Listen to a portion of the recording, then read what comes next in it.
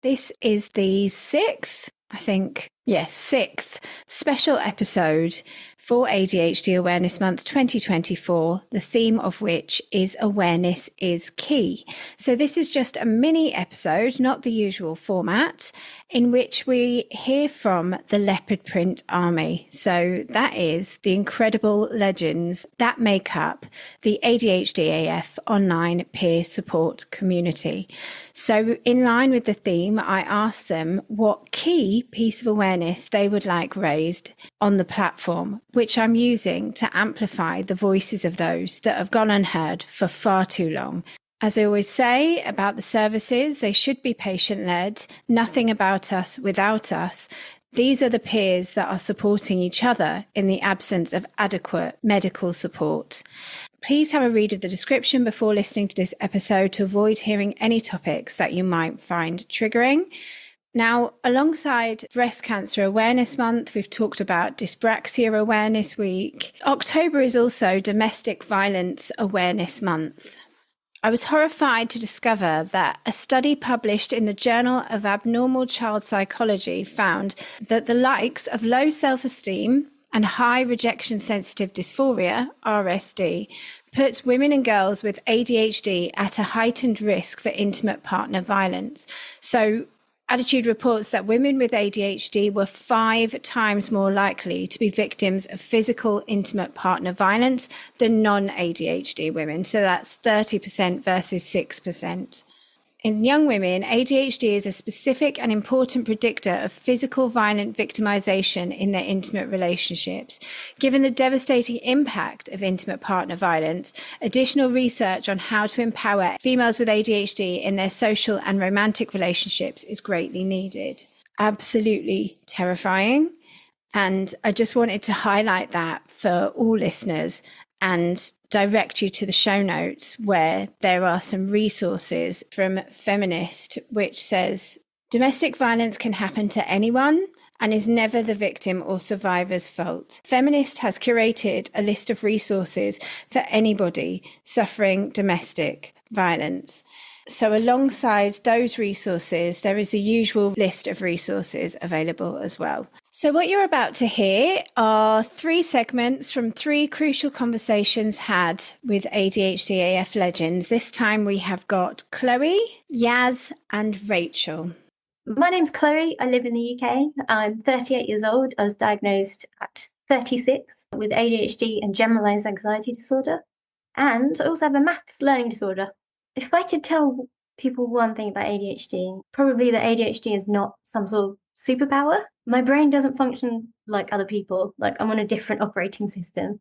And I look at other people sometimes and I think, you probably can't comprehend what it's like or how much I'm actually hiding it, how much of a battle it is just to do basic things like listen and focus, stay on task, get things done. My brain and my nervous system and my senses are constantly kind of stuck on receiver mode, I feel like I'm always being bombarded with everything. A lot of the time I don't feel very in control of my emotions or my impulses. I've had a lot of destructive behavior in the past, and I've spent a lot of my life thinking that overwhelmed was my default mode. Sometimes I still do think that is my default mode. But I also think that living on this planet with this neurotype, it has made me a very resilient person, a very determined person, and someone who's very creative. Because in a way I've had to be. Like, I have ADHD and I have dyscalculia.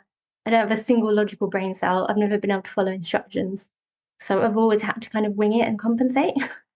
And I've managed to use my passion and my creativity and my hyper-focus to my advantage. So I can occasionally create magic from the chaos that is my brain. And I'm proud of that, but I don't know if that's really my ADHD. That's all on me. And crucially, I also think that's a privilege that I've had and the support that I've had. Like, there are plenty of people out there who have not been so lucky. I'm Yas and I live in Birmingham. I was diagnosed in, I think, 2022 with combined type. I didn't realise I had ADHD until COVID hit and I was stuck at home. And I didn't realise how hard it was to live with my brain. So pushed for diagnosis, had a terrible time with my GP. I think the thing I want people to know about ADHD is like, it's so unique to every person. It doesn't affect everybody in the same way. My GP told me that I was too intelligent to have ADHD because I've got a master's degree. And I remember coming off the phone call because it was a phone appointment at the time, and I just cried, and I called my partner, and he was like, she's obviously wrong. You clearly have ADHD. So we pushed for it, and I had to really fight for it. So I think ADHD doesn't look the same for everybody else. So you have to take people as they are and meet people where they're at. You can't fix everybody's ADHD the same way, but equally, like, ADHD isn't necessarily a thing to fix. You have to help people and support people. And I think back to, like, if I'd have known about this from the start, how much my life would have been better because people would have helped me navigate it. And that's the biggest issue that people have, is not knowing how to navigate it. But you can't navigate it if you don't understand that everybody's is different. And so I think you have to listen to the people like you're doing now, like we're doing now, like sharing their stories. Like, it's really important that people get to have their voice and also ask for the support that they specifically need, but that they're met where they are. ADHD, it doesn't have to be the end of the world if people do things like that. I'm Rachel, aka Crumbly Ooh, on the Discord, one of the original OGs. I got diagnosed on the 10th of April 2022. I went private. I am combined ADHD. I'm still waiting for an assessment for autism, going on 2.5 years. It's supposed to be a 2-year wait list.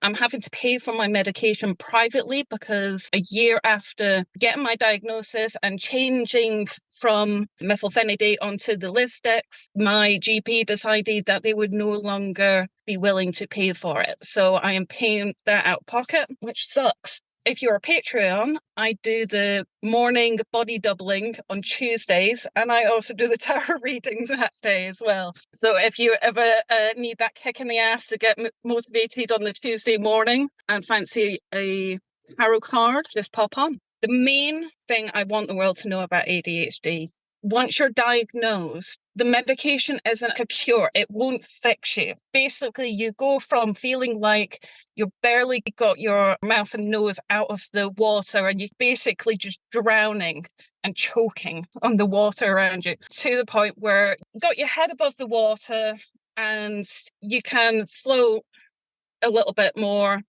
but you're still not, there's still no major progress, because one slight inconvenience can make those medications inert, and your day could be pretty much ruined. And I've had some friends that on testing some new medication and came suicidal. You need to find the right medication if the medication actually works for you.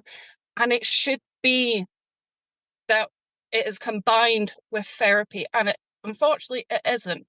And you have to struggle to find the right support to get everything.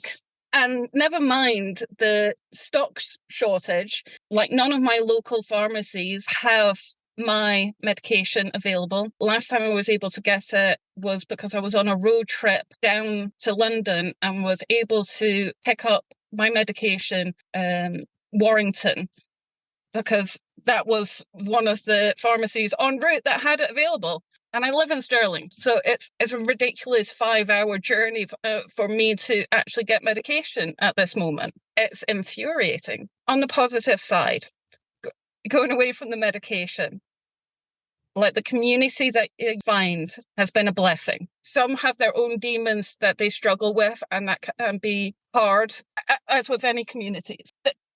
The friendships I've made, they have been lifesavers. There has been so many moments in the last 2 years where the support that I thought I would have had with my friends hasn't been there. But the support that I found in the community, which is my new family, a sisterhood, especially with the ADHDAF, it has saved my life. The fight has got tough, but just that community support has been fucking amazing. That's amazing. I'm sucking in through the eyeballs now. So enormous thanks to the 3 legends that are Chloe, Yas and Rachel. I would be so incredibly grateful if you could help me raise ADHD awareness this month by sharing this episode and by hitting those stars or writing a review. I really want these mini episodes spread far and wide because, as you've heard, each contain such important messages that society needs to know about ADHD and from the people whose voices have gone unheard for far too long.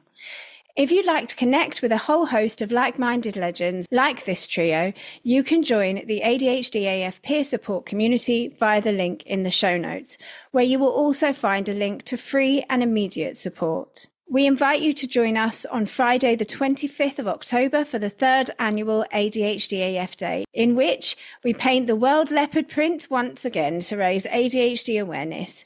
All you have to do to take part is just wear at least one leopard print item on this day to stand in solidarity with our Leopard Print Army and post either a selfie or video sharing what you would most like the world to know about ADHD, and then tag ADHDAF podcast, hashtag ADHDAF Day, and I will reshare all of your messages.